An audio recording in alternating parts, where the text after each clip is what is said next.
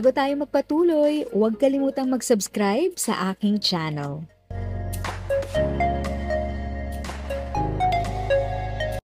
Thank you sa pag-click ng aking video. Good day po sa lahat ng mga nanonood. Sa mga bagong viewers at napadaan lang, by the way, I'm Tita Eda. Welcome to my channel.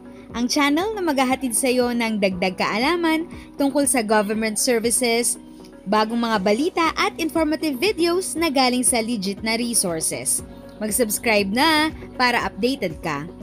Pag-ibig MPL, mas pinalaki at mas pinadali ang pag-qualify para sa mga miyembro. Mas pinahusay ng Pag-ibig Fund ang Multi-Purpose Loan, MPL, nito upang mas malaki na ang maaring mahiram ng mga miyembro, mas maikli na ang panahon upang mag-qualify, at mas maraming pagpipiliang repayment terms. Ayon sa ahensya, sa mga pagbabagong mga araw ay bunsod ng patuloy nitong pagtugon sa mga pangangailangan ng mga miyembro nito. Sa ilalim ng mas pinagbuting Pag-ibig MPL, marke nang makahiram ang mga miyembro ng hanggang 90% ng kanilang kabuuang Pag-ibig regular savings, mas mataas ng 12.5% kumpara sa dating 80%. Para sa mga miyembro, dinagdagan at in-upgrade ang kanilang regular savings, lalo pang tataas ang kanilang loan amount dahil nakabase sa kanilang ipon ng kanilang mahihiram. Sa kabuuan, mas malaki ang maaaring matanggap ng mga miyembro mula sa MPL upang lalong makatugon sa kanilang pangangailangan. Ang mga pagbabagong ito, mas mataas na halaga at mas mabilis na eligibility ay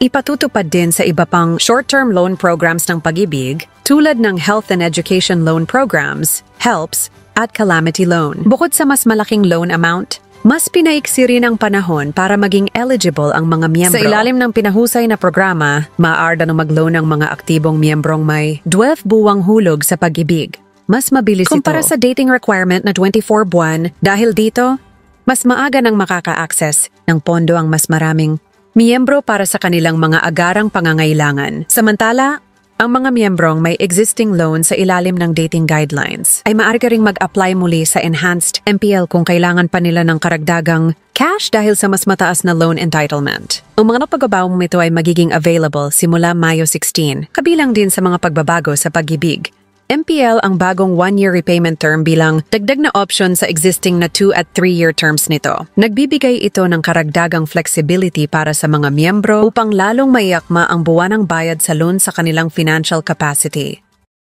If sa tingin mo, natulungan ka ng video ko na ito, nakasave ka sa oras mo, you can click yung thanks button at any amount ay malaking help sa pag-grow ng channel ko. Yan lang po muna ang aking update. Sana ay nakatulong na dagdag kaalaman ang aking shinare today. Ang goal ng aking channel ay mag-create ng awareness. Kung ganitong mga topic ang gusto mo, panoorin mo ang mga videos ko na ito.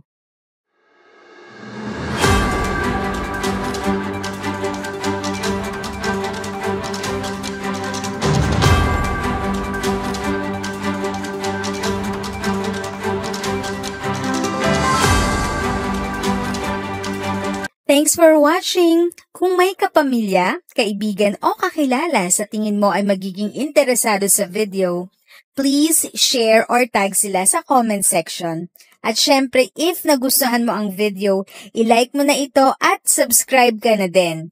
As always, feel free to write your questions, comments, and opinions respectfully. And continue to be a blessing and stay safe!